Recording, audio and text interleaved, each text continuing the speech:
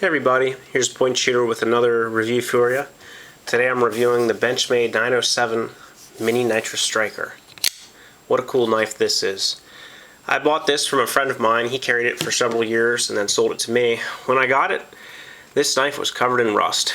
It's a D2 steel blade, which is a semi-stainless. It's not full stainless. There was a lot of rust on this knife. I had to take it apart, clean the liners, and do a lot of work to it. One thing I will mention before we review is this is not the original pocket clip. This is actually the pocket clip that came on my Mini Griptilian. I swapped the clips. Because I carry the Mini Griptilian, I really enjoy the split arrow clip. I tend to call it the broken arrow, but I believe Benchmade calls it the split arrow clip.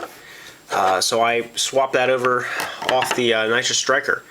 I carried this knife for about 2 months, and then it started putting holes in all of my pants. Once it ruined a good pair of dress pants, so I decided to stop carrying it. It is a assisted opening knife, and the problem is, I think, is because this knife does not have a safety catch. Look at my review of the Kershaw Scallion, which I think is a very well designed knife, where down here at the bottom there's a small safety tab that you have to flip off. For a 3-inch blade, this is a very aggressive knife. This I'd consider a tactical folder. It weighs in about 2.8 ounces, 3-inch blade, and it has G10 handles. I really have been impressed by this knife. It is very solid, little to no blade play. It's a liner lock. One thing I don't like is that it is tip down only. You can't tip up carry that. My understanding is that that's liability reasons, that they're worried about the knife coming up in your pocket, but I'll say that the tip down is more hazardous to me, because my friends have noticed and said, hey, there looks like there's a knife point sticking out of your pocket, and the Nitrous Stryker had just come slightly open in my pocket and had poked a hole right through my pants. So I ended up not carrying this knife anymore. I'm doing the review because I think that this is has been such a use and abuse knife, and I think that's the main problem with it. What happens is the detent inside of here that keeps the blade closed has become worn down, and I'm going to contact Benchmade to see if they can do anything to help me. Once open, this is a very aggressive knife. I like the fact that the Tanto comes to a nice fine point, but it's also very strong. You can see the metal is thickens up here and gives you a lot of detail cutting. Serrations are excellent. They slice all day, they don't rip at all. Thumb studs are adequately large. You can deploy it right-handed or left-handed. Unfortunately, the clip is not reversible, neither up or down or from side to side. This is a first production knife. It was bought back in 2006, 2007. It's got a nice big hole for a lanyard here. Overall, I definitely would stick with my Benchmade Mini Griptilian. It's just I feel the axis lock is a lot safer and a lot more reliable.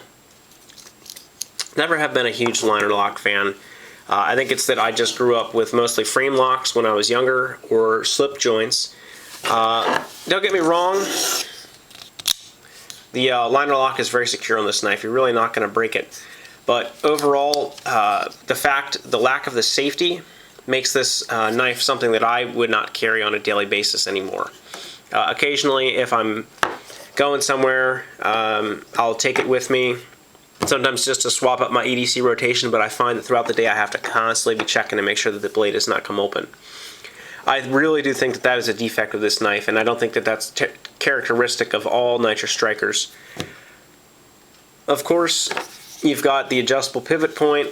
What I did for a while was I just really cranked that down tight to make it very hard to open, but the blade would just sort of creep open. It wouldn't fully deploy. It would get to about here and stop. So you had to really flick it, or you had to flick it and then finish it opening it. So it really was not working out for me. It does have, these are the torsion bars that are built into the frame. That's one huge advantage it has over Kershaw and these other manufacturers, is that these torsion bars last. This knife has probably been closed and open somewhere in the 100,000 range. My friend who owned it before me, and when I got it, used to just sit there and all day long just open and close it, open and close it. And you can do that. My Kershaw that I got, also secondhand, the torsion bar was pretty well worn out on it when I got it. These torsion bars tend to last. The BK coating is also excellent. You can see there's a bit of wear and tear on it. Most of that was there before I got it, but I've definitely put some wear and tear on it as well. Let's talk about the construction. The liners are fairly solid, but it is pillar construction, which is nice. Allows you to really clean out the handle. I use pipe cleaners mostly. Up front you have very good jimping. Really beats the jimping on the mini griptilian there. You can see my thumb slipping, but the Nitrous really locks it in. Overall, this is something that I'd consider carrying in a sheath. If I was going to wear a tactical vest, this might ride right on my gear. I, of course, live where 3 inches is the maximum limit, and I have to say, they say it's 3.0 inches on the website, but I think that if you were stopped by the police, if you take a ruler to it, you'll notice that it looks like it's a little bit longer. The actual cutting surface is exactly 3, but there's a little bit of a gap here that comes right to the tip of the handle. So if you're gonna carry this, make sure you're 100% certain what your local laws are, and it may even be wise to ask your local police before you start carrying it. Once it's in the pocket clip rides securely. You can see it's a nice strong clip. I definitely prefer the split arrow that came with this knife to the clip that's riding on it. You can see just how much more abuse this one took. Of course, the split arrow clip takes a lot, but this finish is like the BK coating. It's like the metal's been treated rather than the paint that is applied to this. Of course, occasionally I could take some black Krylon to this clip, but I really didn't feel the need to do that. If I was only going to take one, I'd take the mini griptilian. But if you really like an assisted opener and don't want to go for a mini barrage, the Nitrous is an excellent option, and I think that in the current generation, I'm sure that that detent problem will be fixed. And I think that on a newer knife, you're not going to have that problem. One of the other things that I like about this knife is the fact that it is modeled after the Auto Stryker, which is one of my favorite Benchmade knives. I don't own one, but I've used them in the past that have belonged to friends, and it's an outstanding, the mini Auto Stryker. This is as close to that as you're going to get in most legalities, unless it's legal to carry autos or you're qualified to carry one. I definitely would stick with the Tanto as opposed to the drop point, but again, I'm a Tanto fan. I really like having that tip strength. The serrations I really feel are good, and they add a lot of functionality to the blade. I really feel that on a D2 steel, you may need those serrations because your edge is can very easily chip. As you can notice at the tip, I don't know if you can see on the camera, there's a very small chip right in the front here, where my friend had been using it one day and managed to chip the blade. Those serrations are going to stay sharp for a long time, and if you were to chip out your blade, maybe in a survival situation, you'd still have nice sharp serrations left behind. Other ways to use this: impact. It has a nicely shaped handle that would give you a lot of force in a concentrated area. The G10 scales give excellent traction. In fact, I do prefer them to the griptilian scales, which are this plastic. The Nitrous Stryker is a lot more grippy, especially when your hands are wet. The G10 can absorb moisture, so you don't want to dunk it in water, or if you do, I would always take the scales off, but that's true of any knife. I take my griptilian apart occasionally.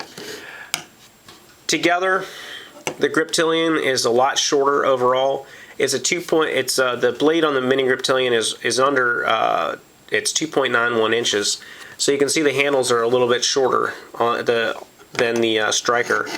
I'm not a big fan of the larger Stryker. I think it's a little too big. I really don't have any need for it. This is not a knife that I'd carry to church. You've heard me discuss that before about carrying a knife that's not so tactical looking.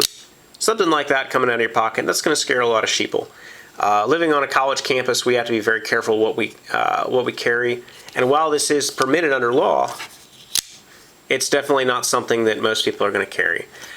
Overall, this is a very expensive knife, around $130 compared to the $70 of a mini griptilian. So I think if you're looking for a good quality Benchmade knife, the mini griptilian is your best bet. However, don't rule the Stryker out, and if you really like assisted openers, it's one of my favorite Benchmade assisted openers.